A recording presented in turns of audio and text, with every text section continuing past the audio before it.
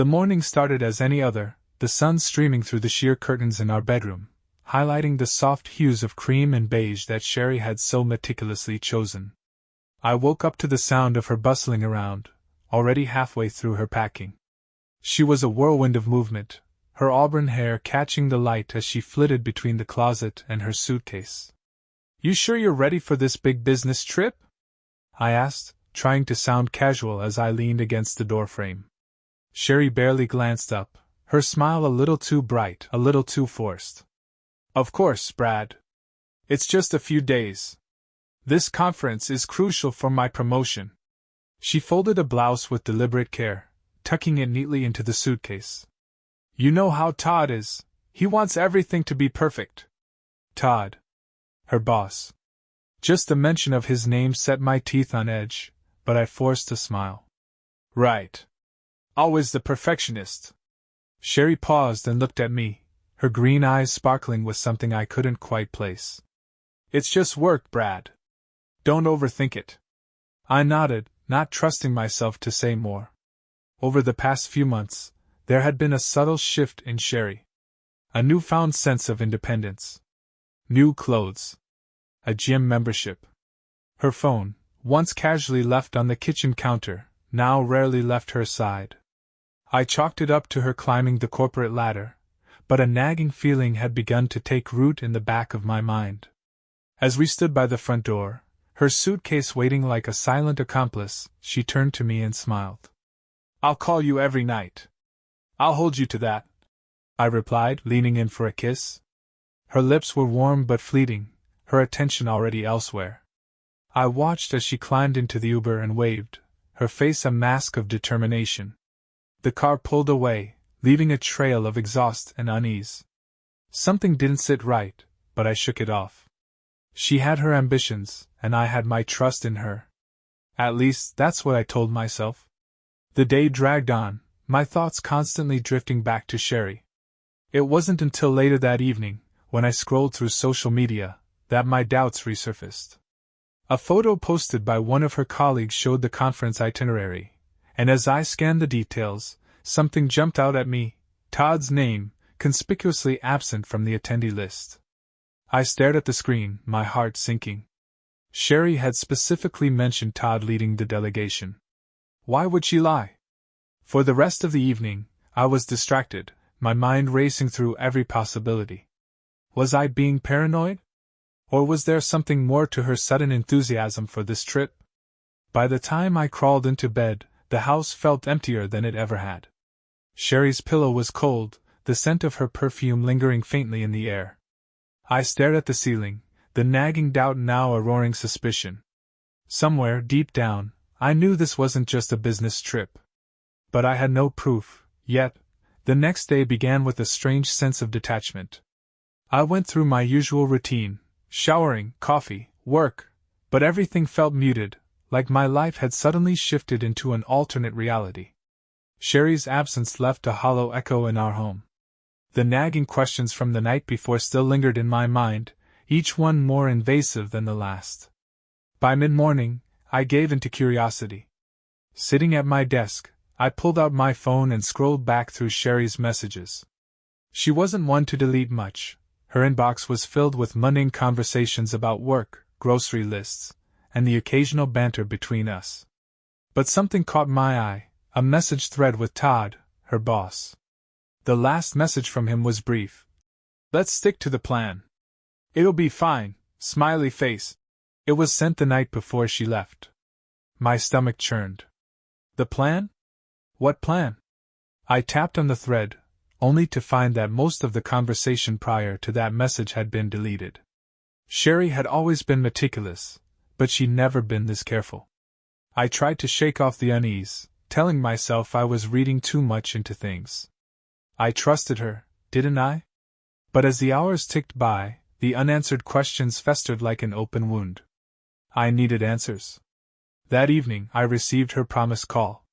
Sherry's voice was bright and cheerful, her laughter a little too forced. "How's everything back home?" she asked, her tone breezy. "Same old," I replied, keeping my voice steady. "How's the conference?" Todd keeping everyone on their toes? There was a slight pause before she answered. Oh, you know Todd. He's been running around nonstop. Barely had a chance to sit down all day.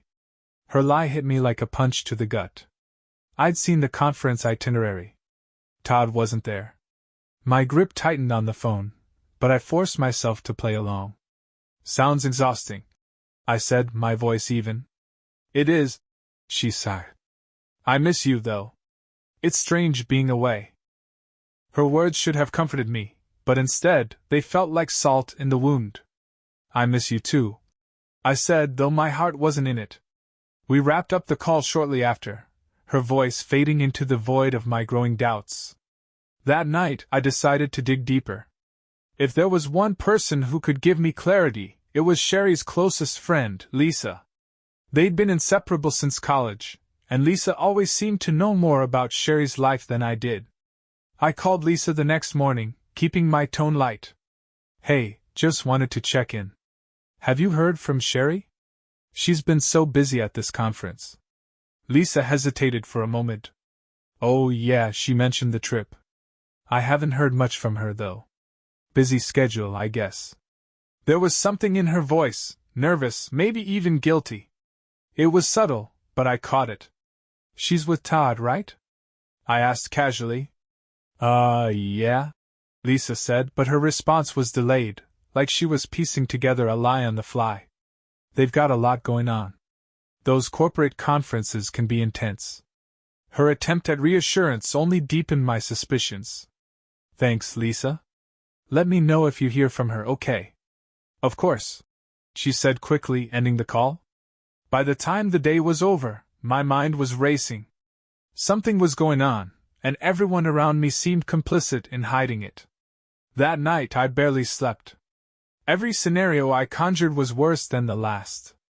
The final nail in the coffin came the next morning when my phone buzzed with a new message, this time from an unknown number. The text read simply, "She's not where she says she is. Want proof?" I stared at the screen, my heart pounding.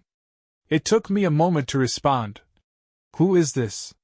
The reply was almost immediate. A friend. Check your email. I bolted upright, grabbing my laptop. My hands trembled as I opened my inbox. There it was, a single email, no subject line, with an attachment. I clicked it, my stomach sinking as the images loaded. There she was, Sherry, lying poolside at a luxury resort, dressed in a bikini I didn't recognize. Her face was lit up with laughter, her hand resting on the chest of another man. It didn't take long to recognize him. Todd. The breath left my lungs as I stared at the photo. All the pieces I tried to dismiss, all the doubts I'd ignored came crashing together. This wasn't just a business trip. My wife had lied to me, and now I had proof. As I sat there in stunned silence, another message arrived. There's more if you need it. Let me know. I didn't reply. I didn't need more proof. My marriage, my trust, everything I thought I knew, it was all unraveling. The photo burned in my mind long after I closed my laptop. It was undeniable now. Sherry wasn't at a conference, and she wasn't with Todd on business. She was with him at a luxury resort, laughing and lounging like they didn't have a care in the world. Like I didn't exist. The betrayal was overwhelming, but something told me this wasn't the worst of it. I barely slept that night. When morning came, I was running on caffeine and adrenaline. The anonymous messages had stopped, but my paranoia was in full force. Who was this friend that sent me the email? How did they know what Sherry was up to? And why would they share it with me? The questions were endless, but none of them mattered as much as the fact that my wife was cheating on me. By mid-morning, my phone buzzed again. Another unknown number. This time, the message was short but chilling. Ready for the truth? My stomach twisted. I hesitated, but finally I typed back. What truth? The reply came almost instantly. Check your email. Heart pounding, I opened my laptop and refreshed my inbox. There it was, a new email, this time with a video file attached. No subject, no sender name. Just a video. My hand hovered over the trackpad, a sinking feeling in my gut warning me that I wouldn't like what I was about to see. But I had to know. I clicked the file. It started innocuously enough. The camera panned across a private cabana, the sounds of waves and soft music in the background. Then, the image shifted, and there she was, Sherry, sitting on a lounge chair in a red bikini. Todd was beside her, leaning in close. They were laughing, clinking their glasses together in a toast. The camera zoomed in just enough to catch their intimate gestures, his hand brushing her thigh, her fingers trailing down his chest. My vision blurred with rage. But the video wasn't over. The scene cut to what looked like a hotel room. Sherry was there, still in that damn bikini, sitting on the edge of a bed. Todd entered the frame, shirtless, holding a bottle of champagne. She laughed as he poured it, some of it spilling onto her skin. Then, she pulled him closer, and their lips met in a kiss that left no doubt about what was happening. I wanted to stop the video, to shut my laptop and pretend I hadn't seen it. But I couldn't look away. The camera captured everything. The way Todd pinned her against the bed, the way she wrapped her legs around him, the sounds of their passion filling the room. It was graphic, raw, and completely soul-crushing. My wife wasn't just cheating on me. She was flaunting it, reveling in it. The video ended abruptly, leaving me staring at a black screen. My hands were shaking, my breath coming in shallow gasps. I felt like I was going to be sick. A new message popped up on my phone. "Do you believe me now?" I didn't respond. What could I say? Whoever this was, they just confirmed everything I feared, and then some. My wife wasn't just lying to me. She was betraying me in the worst possible way, and someone out there had been watching the whole thing. The rest of the day passed in a haze. I went through the motions at work, but my mind was elsewhere, replaying the video on an endless loop. By the time I got home, I was a wreck. I poured myself a drink and sat in the dark, trying to process what I'd seen. When Sherry called that evening, I let it go to voicemail. I couldn't bear to hear her voice, to listen to her lie to me again. The thought of her laughing and joking with Todd while I was home alone made my blood boil. Another message came through as I stared at my empty glass. "There's more if you need it." I wanted to throw my phone across the room. Instead, I typed back, "Who are you? Why are you doing this?" The response was brief. "Just someone who thought you should know the truth. What you do with it is up to you." What I wanted to do was confront Sherry right then and there. I wanted to call her, scream at her, demand answers. But I knew that wouldn't help. Not yet. I needed time to think, to plan my next move. As I sat there in the darkness, the weight of her betrayal pressing down on me, a thought crossed my mind, one that refused to let go. I wasn't going to let her get away with this. Not without consequences. I spent the night pacing, my mind spinning with rage and humiliation. The video, the messages, the lies, it all played in my head on a maddening loop. Every time I tried to calm down, I'd see her face in that video again, laughing with Todd, moaning for him, living a life I wasn't even a shadow in. By morning, I was done waiting. I wasn't going to sit around, letting the pieces fall as they may. I was going to act. I pulled out my laptop and searched for flights to Cancun. That was the resort in the video. Its name was clear on the cabana signage. It didn't take long to find a last-minute ticket for a flight leaving that afternoon. Expensive, yes, but worth every cent. My decision was made. As I packed, I opened the safe in the closet, where we kept a few valuables and personal items. My hand hovered over the small black case containing my handgun. It was a simple Glock 19, something I'd purchased years ago after a break-in down the street. I hadn't fired it in ages, but it was clean, loaded, and ready. I stared at it for a moment, my heart pounding. Was I really considering this? The thought of seeing Sherry and Todd together made my blood boil, but this was something else entirely. Yet as I zipped up the case and slipped it into my suitcase, I told myself it was just for protection. Mexico wasn't exactly the safest place for a guy traveling alone. Or at least, that's the lie I told myself. The flight was uneventful. though every second dragged on like an eternity.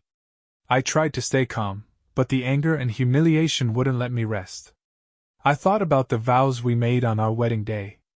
I thought about the sacrifices I made for Sherry, working overtime to afford our home, putting my dreams on hold to support hers. And this was how she repaid me? By the time I landed and cleared customs, I was running on fumes. My hands trembled as I flagged down a cab, handing the driver the name of the resort. The humid air clung to my skin, matching the oppressive weight in my chest. The resort was everything the video had promised: pristine white sand, crystal clear water, and a lavish entrance that practically screamed wealth. The concierge greeted me with a warm smile, but I barely noticed as I checked in under a fake name. My real name wouldn't appear on any records. I wanted to be a ghost here. As I made my way to my room, I couldn't stop imagining what Sherry and Todd were doing right now. Were they lying by the pool?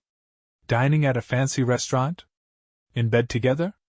My fist clenched at the thought, and I took a deep breath, trying to steady myself.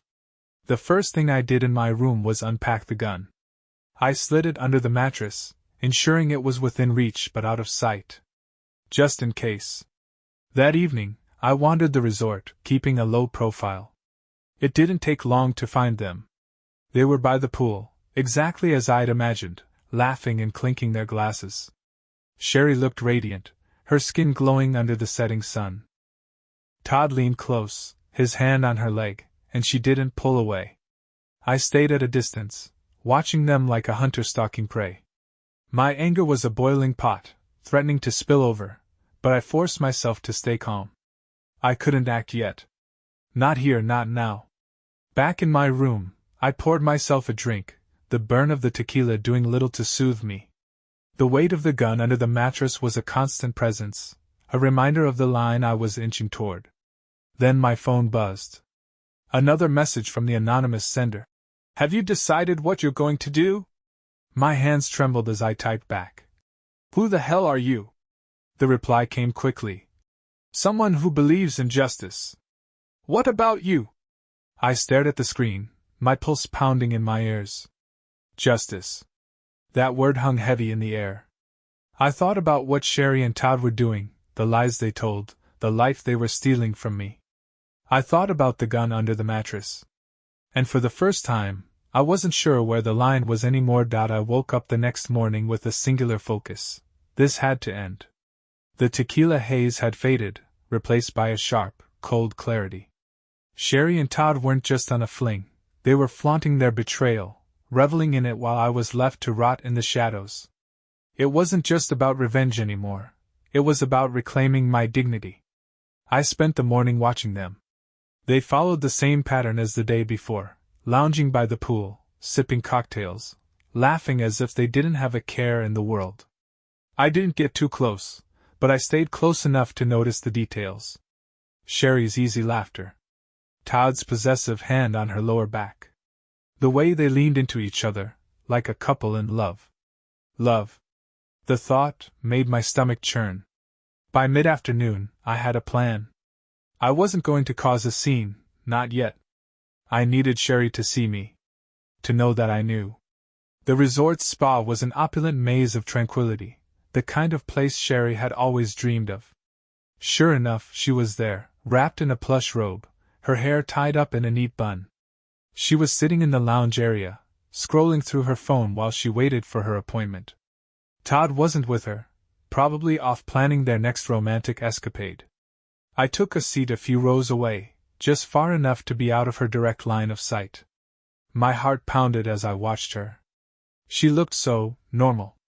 Like she hadn't just ripped my life apart. After a few minutes, I stood up and casually walked past her, deliberately brushing against her chair. "Excuse me," I muttered, keeping my voice low. Sherry glanced up, her eyes meeting mine. For a moment, her face was blank, like she couldn't quite place me. Then recognition dawned, and her expression twisted into something I couldn't quite read. Shock? Fear? Guilt? "Brad?" she whispered, her voice barely audible. I didn't stop. I just kept walking, leaving her sitting there, staring after me. By the time I got back to my room, my phone was buzzing. 3 missed calls from Sherry. A text soon followed. Brad, what are you doing here? Please answer me. We need to talk. I didn't respond. I let her sweat. The calls kept coming, one after the other, but I ignored them all. I wanted her to feel what I felt, to be left in the dark, wondering, panicking. It wasn't until the evening that I finally picked up. Brad, what the hell is going on? Sherry's voice was sharp, tinged with desperation. Why are you here? You tell me, I said coolly. You're the one who's supposed to be at a conference, right? How's that going, by the way? There was a long silence on the other end. When she finally spoke, her voice was softer, pleading. It's not what you think. I laughed bitterly. Not what I think. I've seen the pictures, Sherry. The videos. You're not even trying to hide it anymore. Brad, please, let's talk.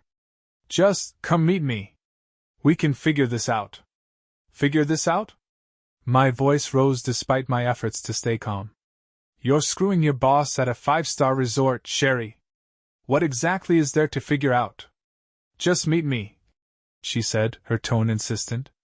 Please. Let's talk in person. I hung up without answering. Later that night, there was a knock at my door. I knew it was her before I even opened it. Sherry stood there, still wearing the same dress she'd had on by the pool earlier. Her makeup was smudged, her eyes wide with worry. She looked different, smaller, almost vulnerable. Brad. Her voice broke as she said my name. I stepped aside, letting her in without a word. She hovered by the door, fidgeting with her hands, as if she didn't know where to begin. I didn't want you to find out like this, she said finally, her voice barely above a whisper. Find out what? That my wife's a liar and a cheat? I shot back. Tears welled up in her eyes, but I didn't care. I didn't mean for this to happen, she said. It just did. I laughed bitterly. It just did? That's your excuse? You've been sneaking around with Todd for months, Sherry.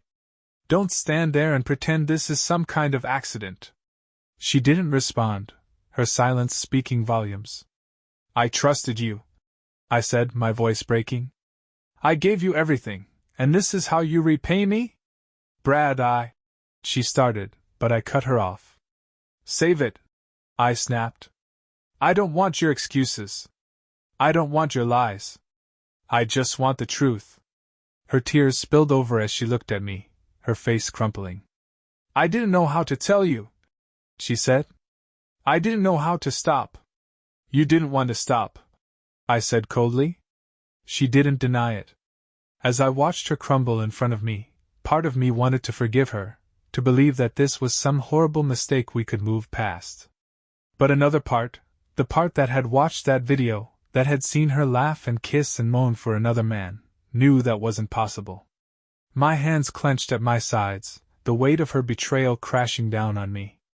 And beneath it all, the gun was still there, tucked under the mattress, waiting. Sherry stood in the middle of my hotel room, her tears falling freely now, but I couldn't find it in me to feel sorry for her. Not anymore.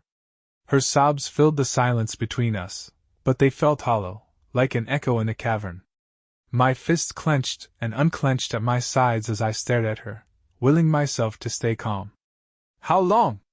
I asked finally, my voice low and measured. It took everything in me to keep it steady. Her head snapped up, her tear-streaked face pale. What? How long? Each word was sharp and deliberate. She looked away, chewing on her bottom lip, and for a moment I thought she wouldn't answer. But then she whispered, 6 months. The words hit me like a freight train. 6 months. Half a year of lying, sneaking around, making a fool out of me. I let out a bitter laugh, running a hand through my hair. 6 months, I repeated, as if saying it aloud would somehow make it easier to comprehend. 6 months of sleeping with your boss while I sat at home like an idiot, thinking you were working late, or at some conference. It wasn't like that, she said quickly, taking a step closer. It wasn't just about She trailed off, her eyes pleading. Just about what?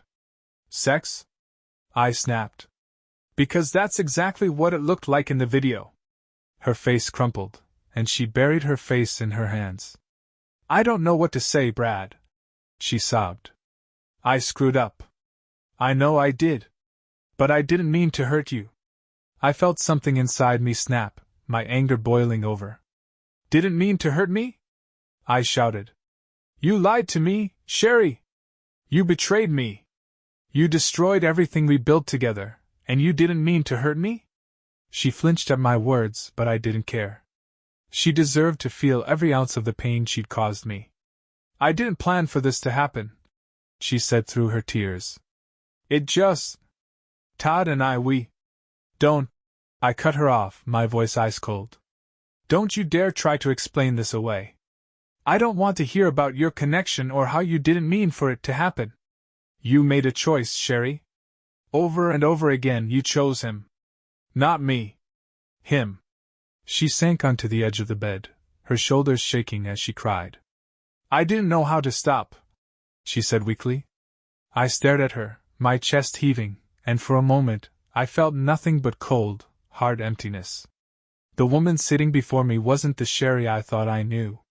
She was a stranger, a liar, a cheater, someone who had thrown away our life together for a fling with her boss. And yet, beneath all the anger and betrayal, there was something else. A dangerous, simmering thought that refused to go away. The gun was still under the mattress. I turned away from her, pacing to the window. The view of the turquoise ocean was mocking in its serenity. My mind raced, a whirlwind of emotions threatening to consume me.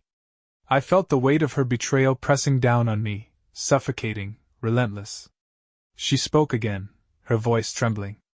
Brad, Stop, I said sharply, turning back to face her. Don't say another word. I don't want to hear it. Her mouth snapped shut, her eyes wide and frightened. You don't get to cry and beg for forgiveness after what you've done, I continued, my voice rising. You don't get to sit here and act like the victim. I'm not, she started, but I cut her off with a raised hand. No. You don't get to talk. Not after everything. The room fell silent, save for the sound of her muffled sobs. I couldn't take it anymore. The sight of her sitting there, crying like she was the one who'd been wronged, it was too much. I turned and grabbed my suitcase, yanking it onto the bed. What are you doing? She asked, her voice panicked. Leaving, I said simply. You can't just leave, she cried, standing up. Brad, please, let's talk about this. I ignored her, unzipping the suitcase and pulling out a few items. My hands froze as I felt the cold, hard shape of the gun case beneath my fingers. Her eyes followed my movements, widening as she saw what I was holding. Brad, she said slowly, her voice trembling. What are you doing? I set the gun case on the bed and opened it, the Glock gleaming under the soft light of the room. I brought this for protection, I said calmly, though my heart was pounding. You never know what kind of people you'll run into in a place like this.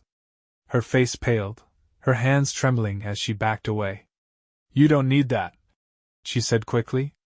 Brad, please. I'm not going to hurt you, I said, my voice cold and even. But I want you to know how close you came. How close Todd came. She froze, her breath hitching. I picked up the gun and slid it into my waistband, tucking it out of sight. You're not worth it, I said finally, the words cutting like a knife. Her face crumpled, and she sank back onto the bed, her sobs racking her body. I grabbed my suitcase and walked to the door, pausing for a moment. You destroyed this, Sherry. Not me. And with that, I walked out, leaving her alone in the room with nothing but the weight of her guilt. I walked out of Sherry's hotel room and into the humid night air, the weight of the gun still pressing against my waistband. My thoughts were a storm, swirling with anger, betrayal, and a grim satisfaction that I'd finally confronted her. But it wasn't enough. Not yet. I paced the beach, the sound of waves crashing against the shore doing little to calm my raging thoughts. Every step felt heavier than the last, my mind racing back to the video, the lies, and the months of deceit. Sherry was in that room crying, but Todd, he was still somewhere in this resort, likely unaware of the chaos his actions had unleashed. I wasn't leaving until I faced him too. It didn't take long to find him. The resort's bar was alive with music and laughter, a stark contrast to the turmoil brewing inside me. I scanned the crowd until I spotted him at a table near the back, a drink in hand and a smug smile on his face. He was surrounded by a few colleagues, laughing, relaxed, without a care in the world. It made my blood boil. I walked straight to his table, my eyes locked on him. He noticed me as I approached, his expression shifting from surprise to confusion. "Brad?" he said, his voice rising above the chatter. "What are you doing here?" I stopped a foot away, glaring down at him. "We need to talk." His colleagues exchanged awkward glances, clearly sensing the tension. "Hey, we'll give you guys some space," one of them muttered, grabbing his drink and motioning for the others to follow. Todd stood up, straightening his shirt. "Look, Brad, if this is about work..." "Don't," I snapped, cutting him off. "You know damn well this isn't about work." He glanced around nervously, his confidence faltering. "Let's not do this here, okay? Let's go somewhere private." I nodded once, my jaw clenched, and followed him out of the bar. We walked in silence, the tension between us thick enough to cut with a knife. He led me to a secluded spot near the beach, the dim light of the resort fading into the distance. He turned to face me, his hands raised in a placating gesture. "Look, Brad, I can explain." "Explain?" I laughed bitterly, my voice rising. "You've been screwing my wife for 6 months, and you think there's an explanation that'll make this okay?" He flinched at my words, his bravado crumbling. "It wasn't supposed to happen like this," he said weakly. "Then how was it supposed to happen, Todd?" I spat, stepping closer. "Was I just supposed to roll over and let you have her? Was I supposed to be okay with you treating my life like it's your playground?" He opened his mouth to respond, but I didn't give him the chance. My fist connected with his jaw, the impact sending him stumbling backward into the sand. "Brad, stop!" he shouted, holding up his hands as he scrambled to his feet. "I'm sorry, okay? I'm sorry!" "Sorry?" I roared, grabbing him by the collar. "You think sorry fixes this? You think sorry gives me back the last 6 months of my life?" He tried to pull away, but I shoved him back against a palm tree, my grip tightening. The weight of the gun pressed against my side, a reminder of just how far I could take this. "Brad, please," he begged, his voice trembling. "I didn't mean for it to get this far. It just happened." I let out a bitter laugh, shaking my head. "That's the same damn thing Sherry said. You two are perfect for each other." For a moment, I considered pulling the gun, showing him just how close he was to facing real consequences. But as I stared at his panicked face, the fear in his eyes, I realized something. He wasn't worth it. None of this was. I released him, shoving him back into the sand. He sat there, stunned, rubbing his neck as he stared up at me. "You're a coward, Todd," I said, my voice cold. "You couldn't keep your hands off another man's wife, and now you're trying to weasel your way out of it. But here's the thing, you didn't just destroy my marriage. You destroyed yourself too." He didn't respond, his mouth opening and closing like a fish out of water. I stepped back, my chest heaving, and took one last look at him before turning to leave. "You deserve each other," I called over my shoulder. "But don't think for a second that I'm letting this go." Back in my room, I sat on the edge of the bed, the adrenaline finally wearing off. My knuckles were raw and throbbing, but I barely noticed. The anger had burned itself out, leaving behind a cold emptiness that settled deep in my chest. The gun was still there, under the mattress, but it felt like a relic of a plan I no longer had the stomach for. Sherry called again, her name lighting up my phone screen. I stared at it for a long moment before hitting decline. There was nothing left to say. The morning after confronting Todd felt surreal.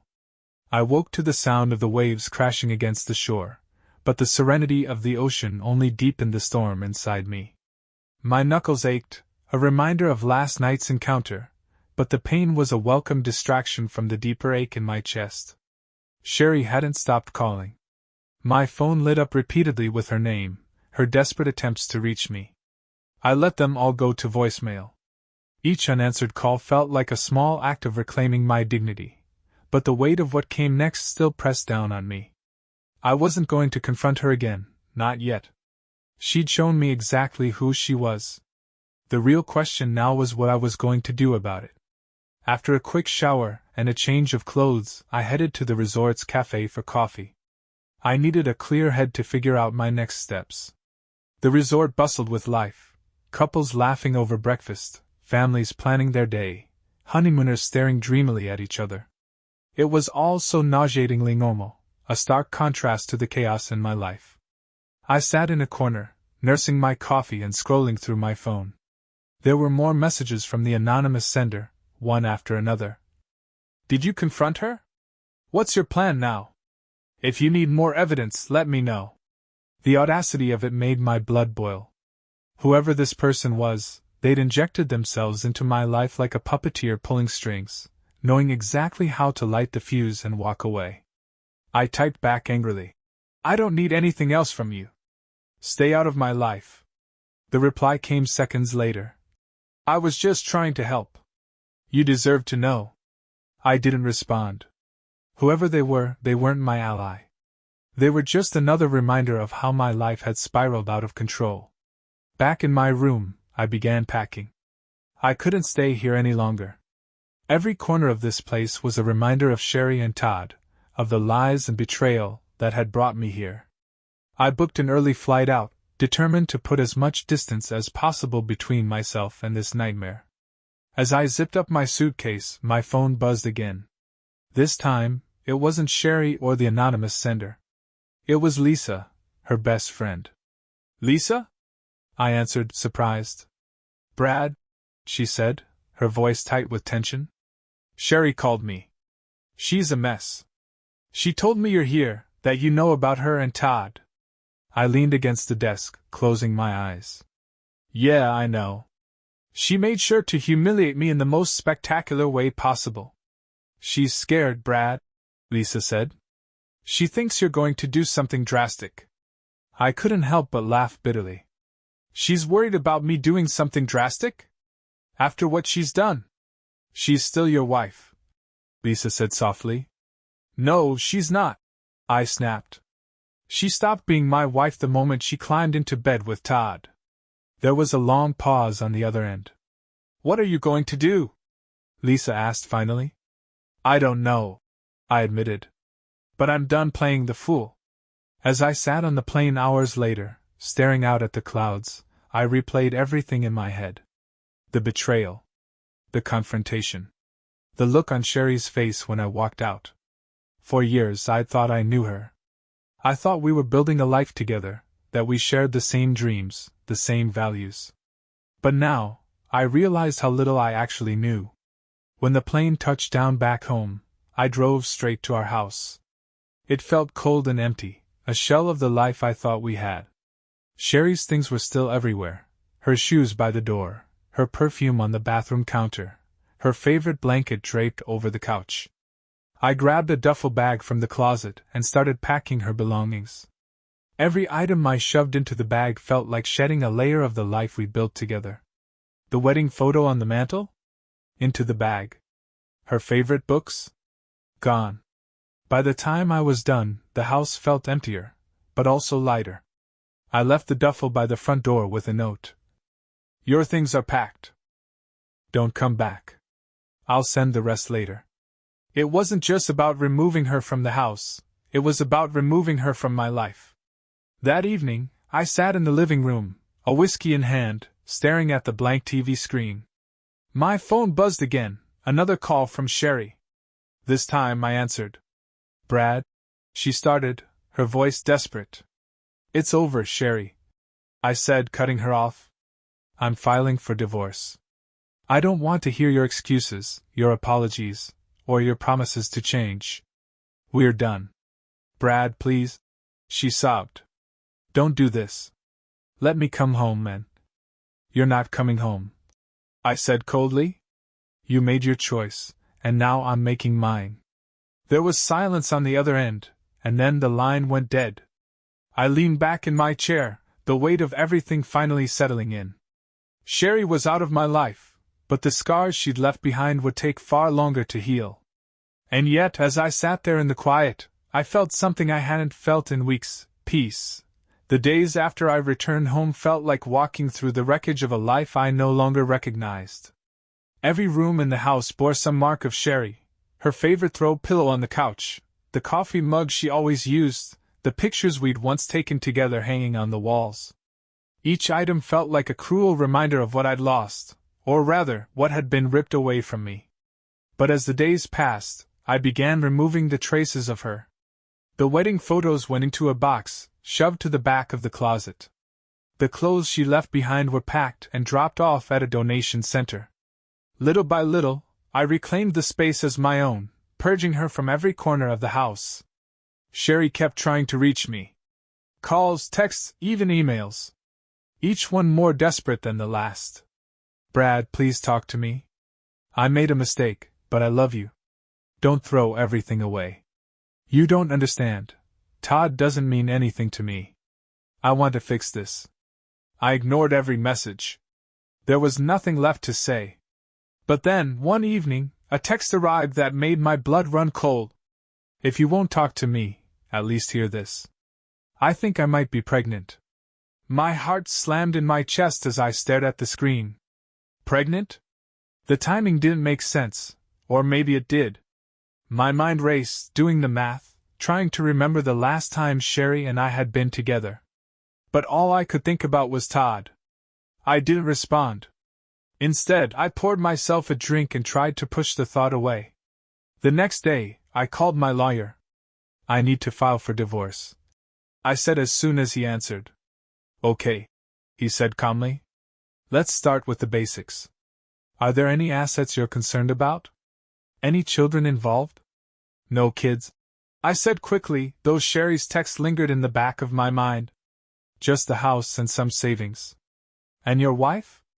Has she been cooperative? I laughed bitterly. Cooperative? No. She's been trying to call me nonstop, claiming she wants to fix things. But she's the one who blew it up in the first place. He sighed. Infidelity complicates things, but it can work in your favor if you have evidence.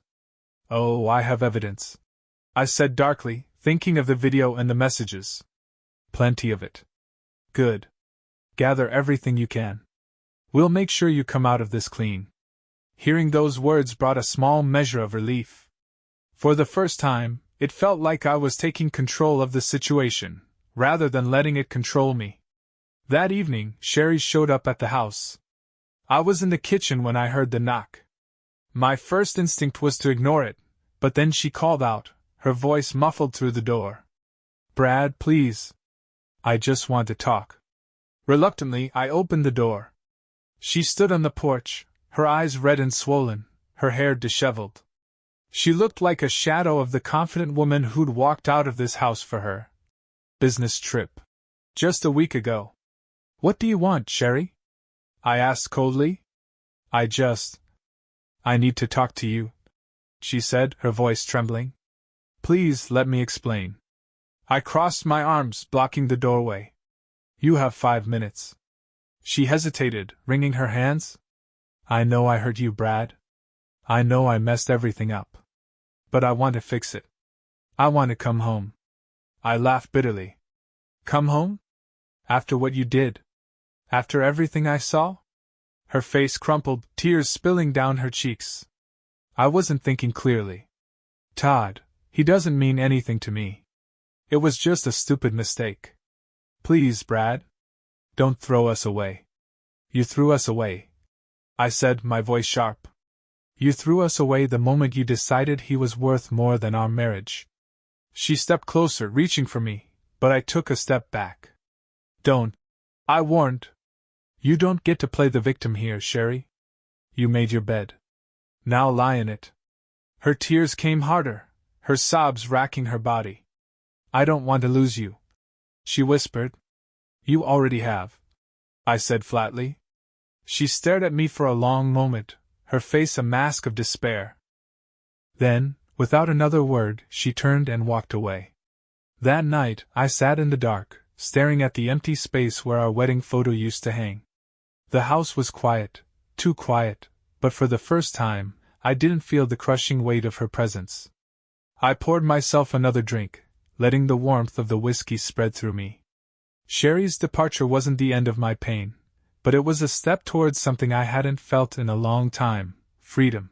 The finality of it all didn't hit me until the divorce papers were signed. Seeing my name scrawled across the dotted line made it real in a way nothing else had. It was done. 8 years of marriage reduced to a handful of legal documents, and a few boxes of memories that I couldn't bring myself to throw away, or look at. Sherry didn't fight the divorce. Maybe she knew she didn't have a leg to stand on. Or maybe she was too consumed with trying to salvage whatever she had with Todd. I didn't care. As far as I was concerned, she could have him. The house felt emptier than ever, but this time, I welcomed it. I spent my nights cleaning, rearranging furniture, and repainting walls.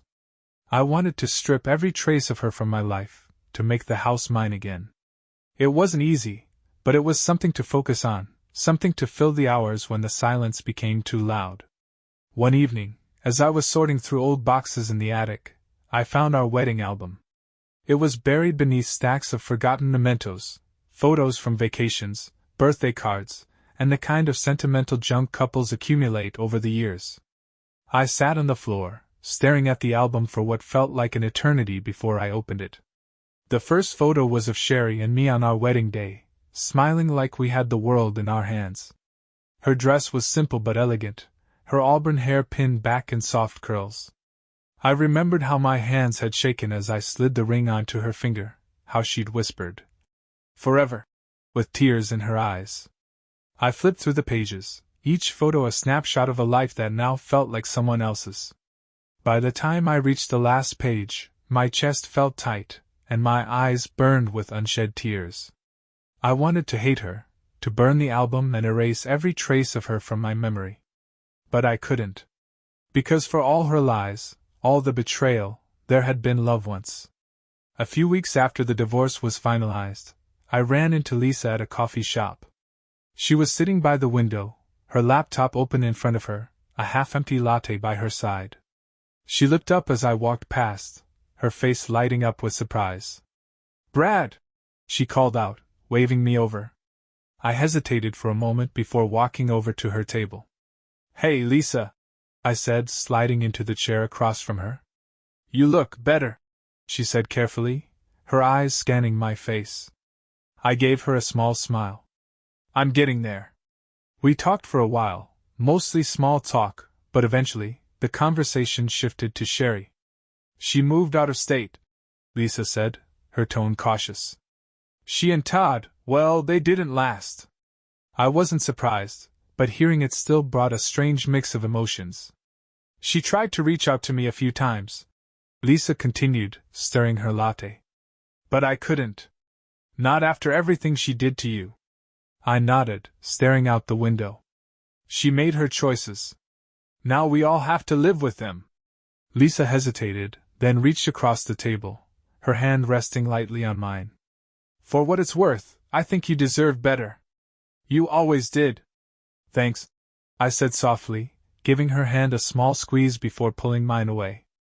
Months passed, and life slowly began to settle. I threw myself into work, finding solace in the routine and the small victories that came with it. I reconnected with old friends, people I'd drifted away from during my marriage. I even started going to the gym, channeling my anger and frustration into something productive. But the nights were still the hardest. The silence of the house, the empty space on the other side of the bed, it all felt like a constant reminder of what I'd lost. And yet, with time, the pain began to dull. The memories of Sherry became less vivid, less sharp. I stopped replaying the video in my mind, stopped torturing myself with what-ifs. One evening, as I sat on the back porch with a beer in hand, watching the sunset, I realized something. I wasn't angry anymore. I wasn't sad either. I was free. For the first time in months, I felt like I could breathe again. The future still felt uncertain, but it was mine to shape. And as the sun dipped below the horizon, painting the sky in hues of orange and pink, I allowed myself a small, bittersweet smile. It wasn't the ending I'd wanted, but it was the one I had. And I was finally ready to move on.